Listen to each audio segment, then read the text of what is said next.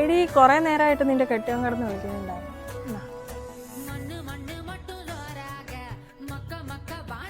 Hello. ഓ ഇപ്പോഴെങ്കിലും എടുക്കാൻ തോന്നിയല്ലോ. നിന്റെ വീട്ടിൽ പോകുന്ന പറഞ്ഞ് പോയത് ഇതിനാണോ? നിന്റെ മറ്റവന്മാരെ വിളിക്കാൻ. അത് ഞാനല്ല, അവളെ ഫ്രണ്ടിനെ വിളിച്ചത് എൻ്റെ ഫോണിൽ നിന്ന്. നീ പാ കേട്ടോ മോള്.